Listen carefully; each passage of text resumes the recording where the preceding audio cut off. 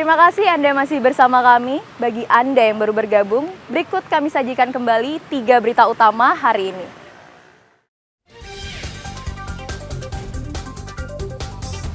Petugas pemadam masih berjuang memadamkan api yang membakar lahan di Banjar Dinas Buana Kusuma, Desa Dukuh, Kecamatan Kubu Karangasem.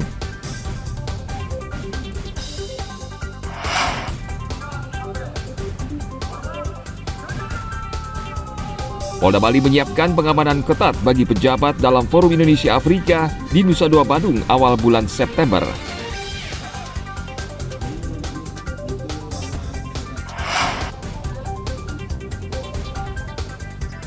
Spesial hari ini, kita ajak Anda mencoba kelezatan sate dan pepes ikan marlin di Kota Denpasar.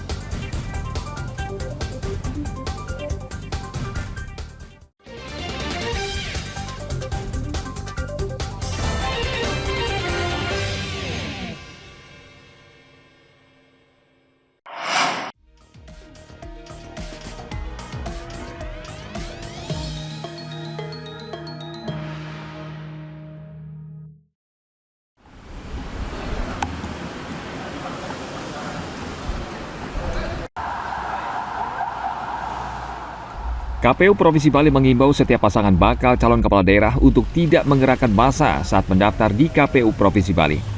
Selain kapasitas ruang pendaftaran yang tidak mencukupi, kehadiran massa bisa mengganggu aktivitas warga di sekitar kantor KPU Provinsi Bali. KPU sudah menyiapkan ruang rapat di lantai 2 untuk menerima pendaftaran pasangan calon gubernur dan wakil gubernur Bali. Namun ruangan ini sangat terbatas. Meskipun demikian, Ketua KPU Provinsi Bali Idewa Agung Gede Lidartawan memastikan sudah berkoordinasi dengan kepolisian untuk mengamankan proses pendaftaran bakal calon gubernur dan wakilnya. Rapat terakhir dengan seluruh partai politik saya sudah sampaikan supaya jangan terlalu banyak membawa massa. Yang masuk ke dalam ruang rapat itu hanya 20 orang. Sisanya di sini paling mungkin 150 sampai 200 orang lah maksimal. Yang lebih itu tidak bisa kita lakukan. Ya, katanya pemilu itu mahal, ya kan? Ngapain lagi lah bawa masa-masa, ya? Kalaupun ada silakan atur sendiri. Kami hanya bisa mengatur yang ada di ini. Nanti saya takutkan nanti saya pikir polisi sudah mengantisipasi terhadap di depan. Kemarin saya koordinasi kemungkinan separuh jalan ini akan ditutup, ya. Separuh jalan yang di selatan menuju ini ditutup, jadi satu jalur aja dari di sebelah utaranya. KPU Provinsi juga mengimbau warga agar menghindari Jalan Cok Agung Tresna, karena KPU dan kepolisian berencana akan menutup jalan di depan kantor KPU Provinsi Bali. Tim Liputan melaporkan dari Kota Denpasar.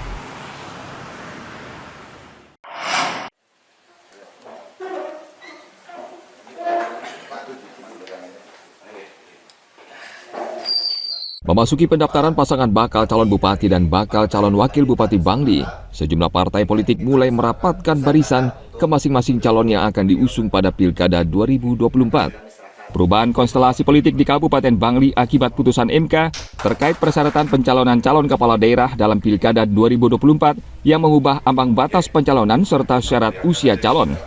Sejumlah parpol non-parlemen mulai merapatkan barisan untuk mendukung paslon pilihannya. Seperti Partai Kebangkitan Nusantara (PKN) yang menyerahkan surat rekomendasi dukungan kepada paslon Ide Bagus Giri Putra dan Imade Subrata. Pasangan ini sudah mendapatkan dukungan sekitar 4 partai politik.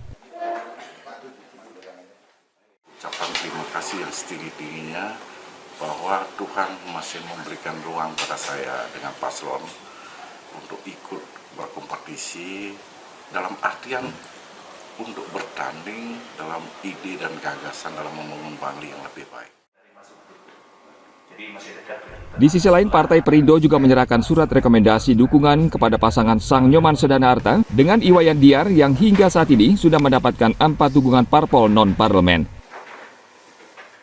Dukungan yang juga mengalir kepada kami dan ini adalah bentuk kepercayaan yang tentu kami jaga.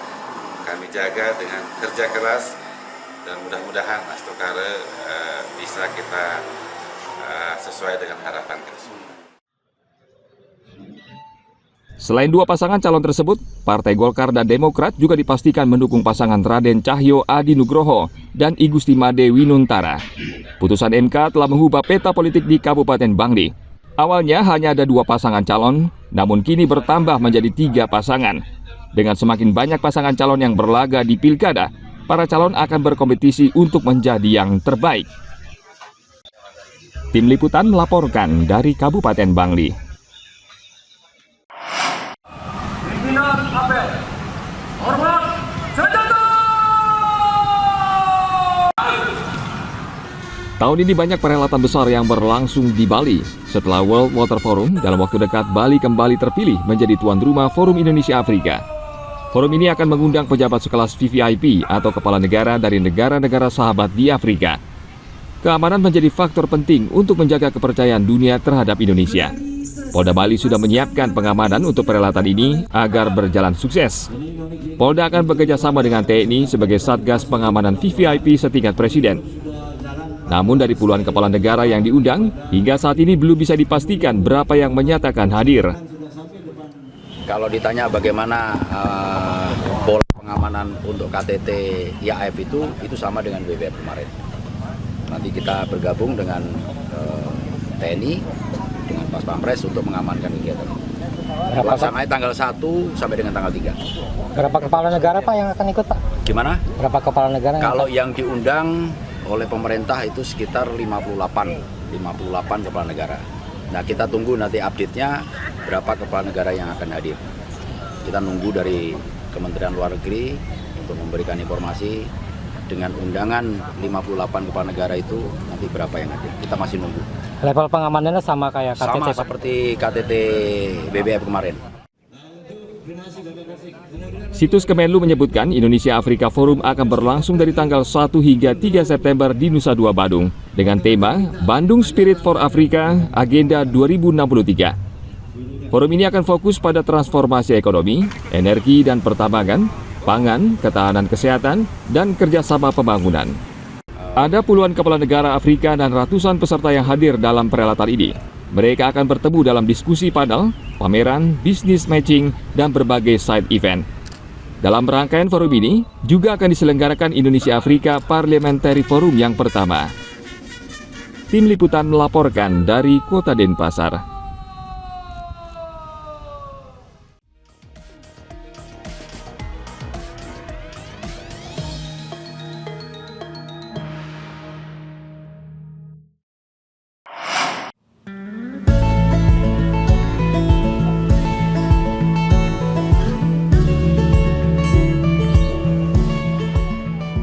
Bali memiliki aneka kuliner tradisional yang menarik untuk dicoba. Salah satunya sate dan pepes yang terbuat dari ikan marlin. Ikan marlin ternyata juga dibuat menjadi tum dan bakso yang lezat dan digemari berbagai kalangan. Bila Anda sedang berada di Bali, Anda dapat mencoba menu ikan marlin yang istimewa tersebut di kawasan Denpasar Selatan. Tempat kuliner ini ramai dikunjungi pembeli mulai pagi hingga siang hari. Olahan ikan marlin ini menggunakan bumbu genap khas Bali yang telah digunakan sejak puluhan tahun lalu. Jualan sate, pepes, nasi, sayur pecing, sayur serombotan, tum. Spesialnya itu ikan, Bu. Ya, semua ikan laut dari marlin. Kalau untuk bumbunya tuh ada ciri khasnya nggak? Bumbunya bikin sendiri, ada ciri khasnya. Kalau boleh tahu kayak gimana tuh, Bu? Bumbu genep kah, bumbu rajang? Ya, bumbu genap. Harganya punya berapaan? Kalau lengkap ini 25.000. Lengkap, udah minum plus minum. Ciri khasnya lebih ke gurihnya itu sama rasa ikannya itu dia di kayak di kuahnya terutama ya. Rasa kaldu ikannya itu loh sangat berasa. Kalau untuk balik lagi terutama untuk rasa sih. Karena dia rasanya itu sama harganya ya worth it lah untuk harga segitu. Satu porsi paket olahan ikan marlin dijual seharga Rp25.000. Dalam satu paket terdiri dari nasi putih, sate lilit, tum, pepes, bakso, serta pilihan nasi sele atau ketela. Kuliner ini digemari berbagai kalangan karena harganya terjangkau dan cita rasa yang lezat. Dayu Trilaksmi melaporkan dari Kota Denpasar.